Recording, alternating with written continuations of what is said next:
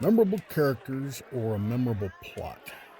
Should you be worried about creating a memorable character? You've probably heard advice by somebody, somewhere, somehow. Somebody says, you gotta make your characters memorable. Okay, I really want you to relax here. First, I want you to figure out what kind of story you're writing. That is the first thing you need to do. Because if you can figure out what type of story you're telling, and it's not going to be that hard, then you'll know just how much weight your character actually has to carry. Because believe it or not, if you need a memorable character, it's very, very likely that you've already created one. Okay. The enemy of this lesson is bad writing advice that sounds like law. Every character must be memorable. Every character must have an arc. Every story needs deep character work. Readers only care about characters. Plot is secondary. No, sir. Not always. It depends on the story that you're telling. I once had a writer ask me, what makes a character memorable? And I think that question can accidentally scare the hell out of people. Because suddenly you're not just trying to write a story, now you're trying to create Sherlock Holmes or Ebenezer Scrooge or Captain Ahab or Frodo Baggins and my favorite, Barney Fife, and you're sweating bullets while you're trying to do it. The question isn't, how do I make every character memorable? The question is, does this story actually need a memorable character? So let's kick that mountain over and see if it's actually a molehill, okay? Here's a test. If you can swap out the character and the story mostly still works, you're probably writing a very plot-driven story. If swapping the character out breaks the story, you're probably writing a character-driven story. A character only needs to be as memorable as the story requires. For the purposes of this lesson, let's cut the world of fiction into two camps. You've got character-driven stories, and you've got plot-driven stories. And yes, there are hybrids. Yes, somebody can write a dissertation in the comments. Go ahead. Just remember, this is just a tool, not a religion. If you're writing a plot-driven story, I want you to breathe easy. Your character may not need to be iconic. They may just need to be clear, credible, and useful. That is not a failure. That is the job of that character. Here's what I mean by plot-driven. The idea is the star, and the characters are the people we ride along with while the idea causes trouble. A plot-driven story is what Michael Crichton usually wrote. If you take a look at Sphere, Jurassic Park, The Andromeda Strain, and most of his other works, what you see is a story where the characters are witnesses, and they are there to experience the setting, the machinery, the genetic monstrosities, or even the time travel equipment in 14th century France. Any of his characters could really be swapped out for any other character for the most part. I'll admit that if you nitpick, you can find specific examples where that may not be entirely true, but I would generally disagree. Most of his characters had to be competent in their field, but they really could have been anybody in that field of expertise. And the story could still unfold. Shoot, whenever he had to have a big, not-so-nice business guy as the driving force behind the plot, such as in Jurassic Park or Timeline, you could swap that guy out for any other generic, not-so-nice business guy. His protagonists happened to be specialists in whatever field they were needed to be specialists in. For example, a psychologist in Sphere, historians in Timeline, paleontologists in Jurassic Park. But beyond that, They really could have been switched out for any other person with that background. Sphere was about the dangers of the mind and that sort of thing. Jurassic Park was the unpredictability of chaos theory and the hazards of large meat-eating creatures gallivanting about freely. Timeline wasn't even about time travel. Time travel was just a way to get a bunch of experts back to the 14th century so that they could observe a little-known part of history and serve as a lens for Crichton's views and understandings of that time period. The characters, by and large, could have been anybody. For a plot-driven story, the character's job may be just to carry the reader through the premise. They need to be clear, believable, and useful. For plot-driven stories, ask yourself, does the character help us understand the premise? Do they make believable choices under pressure? Do they give the reader someone to follow? Do they create enough human friction to keep the plot from feeling mechanical? And do they stay out of the way when the concept is the star? So I want you to breathe a sigh of relief. If that's the kind of story that you're writing, then stop trying to turn every character into Sherlock Holmes or somebody else that's supposed to be iconic and memorable. Just make them clear enough, human enough, and useful enough to carry us through the story. Now, a character-driven story, that's a different story. Pardon my phrasing on that. For a character-driven story, the character is already the engine. So breathe easy. If you've created one, you're already halfway there. If the story cannot happen without that specific person, you are already halfway there.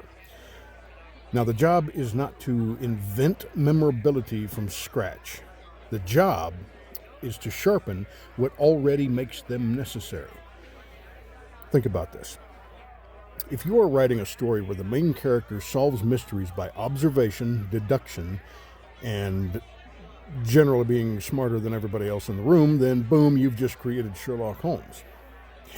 If you are writing a story about a man who stitches together dead bodies in his spare time, gives them life, and then becomes the world's worst deadbeat dad, boom, you've just created Frankenstein. If you've got a man bent on hunting the whale that took his leg and a general disregard for the lives of his crew, boom, you've just created Captain Ahab. You see how easy it is?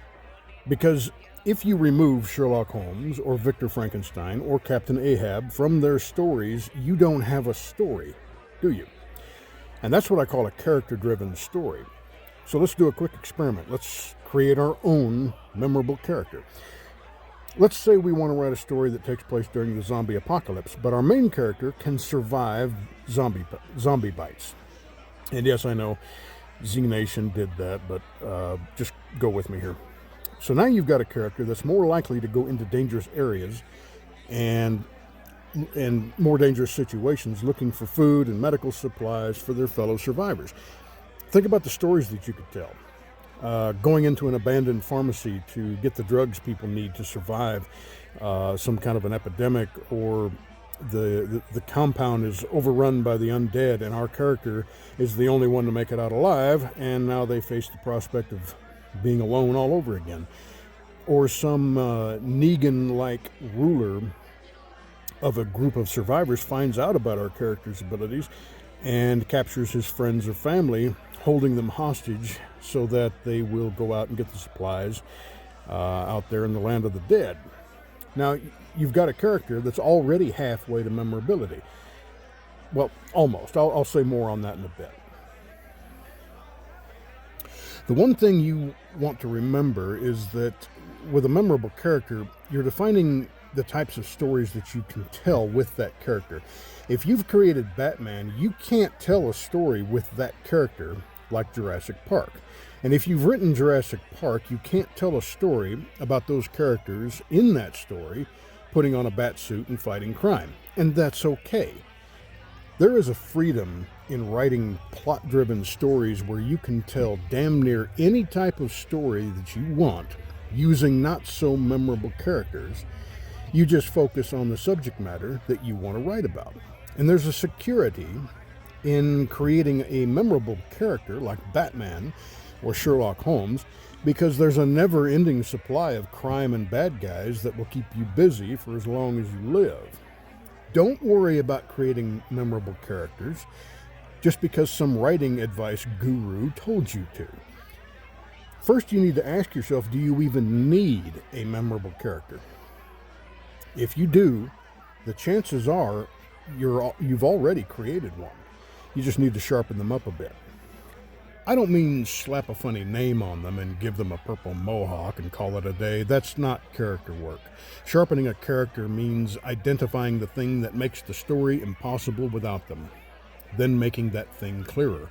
If your character can survive zombie bites, that is not just a gimmick. That changes the whole shape of the story.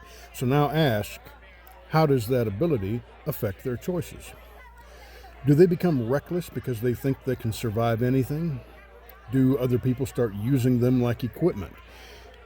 Do they feel guilty because they can go places other people can't? Do they become isolated because everyone sees them as useful instead of human?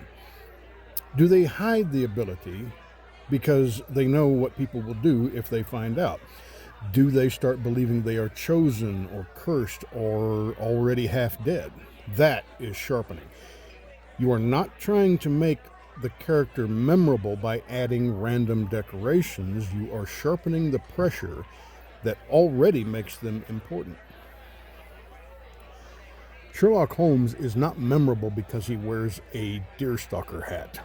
He is memorable because his mind changes the kind of stories that you can tell. Victor Frankenstein is not memorable because he knows science. He's memorable because his ambition creates the horror, and his failure of responsibility keeps making it worse. Captain Ahab is not memorable because he has a peg leg. He is memorable because his obsession turns a voyage into, well, a wreck. Batman is not memorable because he wears a cape and a cool hat. He's memorable because of his trauma, his code, his resources, his discipline, his theatricality. They create a very specific type of crime story. And a cool mask, let's face it. That's the lesson. If you're writing a character-driven story, don't panic about making them memorable. Ask why the story needs them, and then sharpen that. What do they want? What do they fear? What pressure do they create? What choice would only they make? What problems follows them wherever they go? What kind of story becomes possible because this person exists? If you can answer that, you are not starting from nothing. You already have the seed of a memorable character. Your job is not to invent the magic. Your job is to reveal it. Don't worry about creating memorable characters just because you've heard that stupid writing advice from somebody. First, ask what kind of story you are writing. If you're writing the plot-driven story, breathe easy. Your characters do not need to be iconic or memorable. They just need to be clear, believable, and useful, and human enough to carry the reader through the premise. And if you're writing a character-driven story, breathe easy again. You may already be halfway there. Because if the story cannot happen without that specific person, then you already have the seed of memorability. Now sharpen it. Don't decorate it, sharpen it. Find the reason the story needs that character and make it clearer. That's the molehill that's been hiding under the mountain. A character only needs to be as memorable as the story requires. Figure out the story first. You'll know how much weight to give the character as they go through the story. So I hope this helps. My goal in these videos is writing advice that people can actually use and to dismantle writing advice that I find harmful or useless. And I hope this helps somebody. Y'all take care, and I thank you for watching, and please feel free to subscribe and, leave nasty comments. Take care. Bye-bye.